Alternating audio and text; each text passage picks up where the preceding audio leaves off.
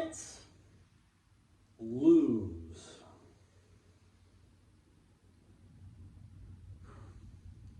First of the season, 111 to 99. Behold yourselves. The first loss you will ever see me tolerate, at least in the regular season, like this. Because I'll tell you what, tonight, this team really pushed my boundaries as a fan. As a fan, it pushed my boundaries, but it also brought me back. This team responded in a new way I have never seen before. Tonight against Detroit, there were two teams. Both I was unfamiliar with. I have seen hundreds of Detroit versus Charlotte games, and Charlotte lately has just been, getting those pity wins over Detroit. They were a cannon fodder, but tonight was the start of something. Remember this day. 11 seconds. 1-1. 11 seconds. It took 11 seconds for this team to piss me off. Start the game. PJ Washington gets the ball, waltz into the paint like no one's there, and gets blocked by Jalen Duren. Piss rocket into the bleachers. Fine, I guess. Next thing you know, Duren, boom, statement dunk. And then Gordon Hayward just has amnesia, forgets all of that just happened, also tries waltzing into the paint, and Killian Hayes, oh my God, this is gonna be a real sentence. Killian Hayes blocks him. I just knew that I was not watching real basketball that night. I wasn't watching serious basketball. No one was taking anything serious, save LaMelo. Within the last 6 minutes of the game, it looked like he was going to take it over. I mean, the quarter ended 34-21, for crying out loud. LaMelo had 8 of those points for the 21. It's funny too. No, it's hilarious. Yesterday, I was just gloating about this team. And what was I gloating about? What was I saying yesterday? Defense. And guess what they forgot to bring today? Defense. Detroit, I'll give it to them. They brought the energy today. They brought everything. Defense, top to bottom, Detroit brought it.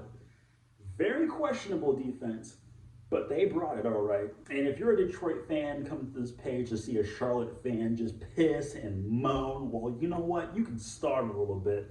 Because I'll get to it later. I have more of a problem with my players that only I and other Hornets fans are allowed to bash on. You're not allowed. No. Mark Williams. I was just gloating about him yesterday. Problem child number 1. 5 fouls today, and I get it. The officiating was bad. But, buddy, you can't be getting outworked and baited into fouls by your fellow classmate, Jalen Duren. Basically who we swapped for in the draft last year. And I know Jalen took that to heart because on his IG, he posted that Kobe pic, when he was a Hornet for 10 seconds and then he got traded to the Lakers. Ha ha, Hornets bad. Ha ha. I'm glad Jalen's now part of the lore. Ooh, wow, Hornets bad. Ooh, boo. Good for you as a 19-year-old to bait another 20-year-old into fouls. Glad you play the game like that, man. Good for you. Really, to me, that's not the real crime. The real crime with Mark Williams is getting outworked on the glass by your own teammates, by other guards. Shame on Mark for being out-muscled. 2 points for 3 rebounds. You gotta ask yourself, as a big man, 7 foot of muscle, you gotta ask yourself, do you really like this? No one's forced me to do this, man, okay? I defend players to the end of time, especially Hornets players. Check my channel. I defend them with all my heart. But 2 points and 3 rebounds? when LaMelo has 9 himself, like, I will preach this as for big men being out rebounded as a big man to other guards. It's just like a popcorn label. You know those little. You ever read a popcorn label when you're not too hungry? You know, you're just looking at it for some reason. Don't look details. Popcorn label. What does it always say? Don't use the popcorn function in the microwave. And it drives me crazy because it's specifically made for that. What do you mean don't use it? You're in the same way. You're a big man. Grab the big boards. It's what you're built for. It's what you're there for. What do you mean? Now, the calls, yes, they were awful. But shout out to this team for trying to adapt. They saw Detroit getting away with some calls, so they were saying, oh, well, we can try it too. And they tried it and it failed. Listen, that's the NBA, okay? Big surprise, refs are bad. You gotta adapt. As fans, it hurts because it seemed like every time they would get momentum, whistle gets blown, all the momentum, crap shoot out the window. How did I really think about it? No. You know what did the most damage to me? The most damage to me were just unusual suspects. Number one, Alec Burks. If you don't know who that is, my point stands now. My point stands. You made me right. I haven't heard that name since like 2018 when he was just a bench rider on the Cavs. And that was in the NBA Finals. He's like 36 and he has 24 points. He got to the line 11 times. He got to the line 11 times. Shout out Brandon Miller for another exceptional game. 17 points. Off the bench, 17 points. And 1 steal and 1 block. He brought defense. I know I just spent most of this time shitting on my team. I know I said that I tolerated this loss. You're probably waiting for the part where, I tolerate it. You're just wondering how is it acceptable? Because at the end, this team found its identity, which I was just begging for since last year on what this team was, and they brought it out. See, Detroit was up by 8, and then it was going to 10, and then 12, and then, trying to run up the score. All right? Mind you, Charlotte is at home. At that point, Detroit is just trying to send a message, all right? That we can go up anywhere and just waltz into your home court. We run your home court. They were trying to have their way and expecting us to roll over. And I don't blame them. If this was last year or the year before or the year before that and the year before that, oh my God. Yeah, I agree with them. You can do that to those Hornets and those Bobcats. But this year, we have an identity. Isaiah Stewart and Jalen Duran tried punking Brandon Miller, and he fought back. They tried to punk him, and he stood up, and then all of a sudden there's confrontation. Isaiah Stewart thought he could just stat his pads, and listen, stats mean everything to players when it comes to contract negotiations. I'm well aware Isaiah Stewart is coming up on contract negotiations, so he's trying to get every dollar. But guess what?